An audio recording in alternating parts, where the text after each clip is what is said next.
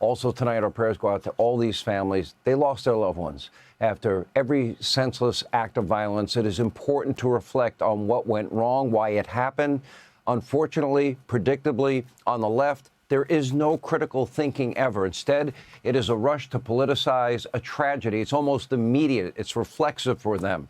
You know, first they usually begin with the blame game, where they desperately try to label the perpetrator as some kind of right-wing extremist, even if it turns out to be a left-wing extremist.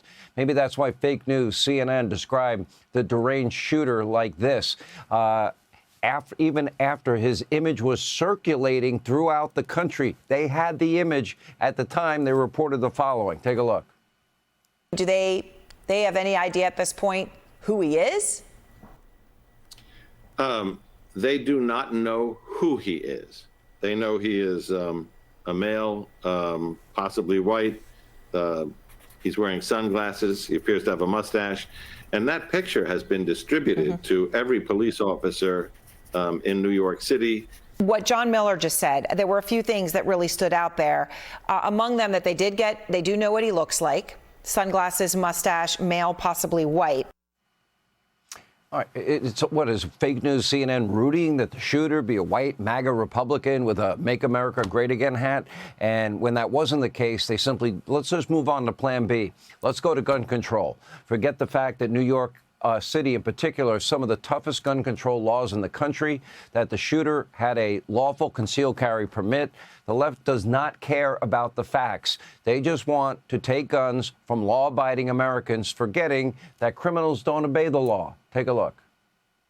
I find it to be absolute insanity that we allow weapons of war to just flow freely on the streets of America. And even though New York State and New York City have the strictest gun laws in the nation, those gun laws can only take you so far if guns can easily cross state boundaries.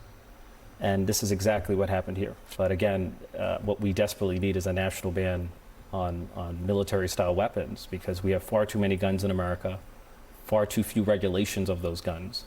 And we're the only high-income country on earth that has an epidemic of mass shootings and gun violence. In a statement less than 24 hours after the attack, New York's Governor Kathy Hochul proclaimed, quote, "The time to act is now. Congress must summon the courage to stand up to the gun lobby and finally pass a national assault weapons ban before more innocent lives are stolen." Predictable and ignorant. Killers don't obey laws.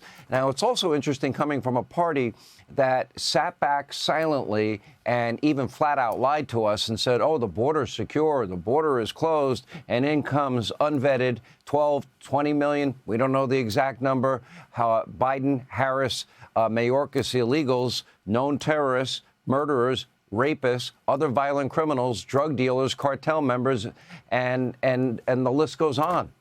And we don't even know who most of these people are. They can't stand for the families of Lake and Riley and Jocelyn Nungary. Moments ago at the vigil for victims, Hochul continued to politicize the tragedy. Let's take a look. If this nation misses yet another moment to do what is right that they've neglected to do for decades, then shame on them. This is the time to stand up and say no more slaughter by a weapon of mass destruction designed to kill people on the battlefield. Congress must have the courage to say we are a great nation. Our citizens deserve better. We respect all rights, but no one should claim as a constitutional right the ability to bear an arm. But I assure you, our founding fathers did not contemplate when our Constitution was written. So that must end now.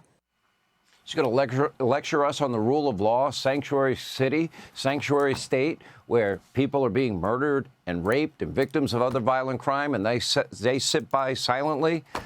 Save the lectures. A sickening political ploy, but think about it. You almost never hear this level of outrage after the weekly shootings in Chicago, Baltimore, Detroit, New York, Los Angeles. That's because for Democrats, this is not about law and order and safety and security. Instead, this is a political play for them for more power. And right on cue, Comrade Bill de Blasio, he was on fake news CNN, calling for both gun control and government censorship all in the same breath. Take a look. I think we should be honest, Laura, that people are feeling less and less secure in general in our society. It's a very troubling time.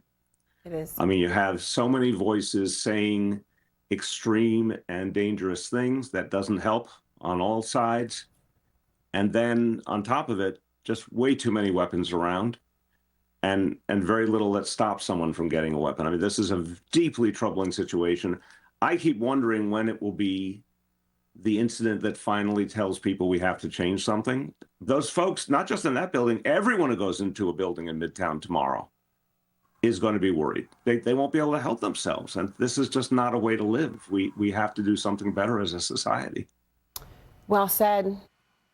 Now, meanwhile, years ago, when Comrade de Blasio and we debated in my studio, he was surrounded with NYPD officers that were armed. And I kept pressing him on whether every New Yorker should have the exact same right to that kind of protection as he has. Interesting exchange. Take a look.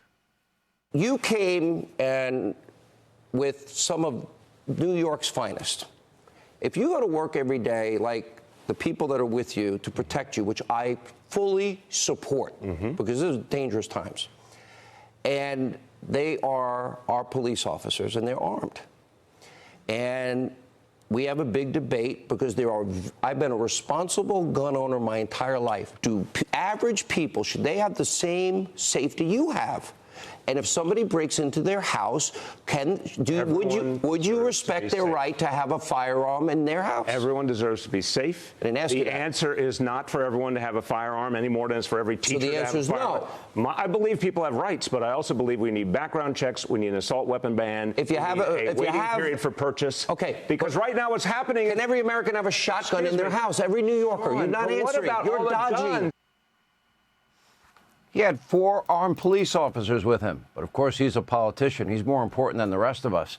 Now, the younger, more radical and extreme version of Comrade de Blasio, Zohran Mamdani, is now poised to become New York City's next mayor. Although you have to wonder, will this impact the race? He offered his thoughts and his prayers from his family's very wealthy compound in Uganda, where he is now spending the next month behind tall walls and gates, reportedly secured with armed guards.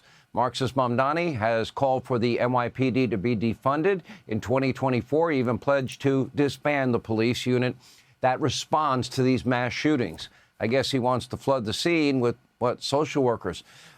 Is there anything in your life that maybe happened that brought you to this moment of anger and rage and a desire to kill people? Would you like to discuss it? The people of New York can reject this kind of extremism in the fall, but I'm not holding my breath. It appears that left-wing Americans have totally lost their minds. Want even more Fox News on YouTube? Become a Fox News Patriot today. Click join to find out how.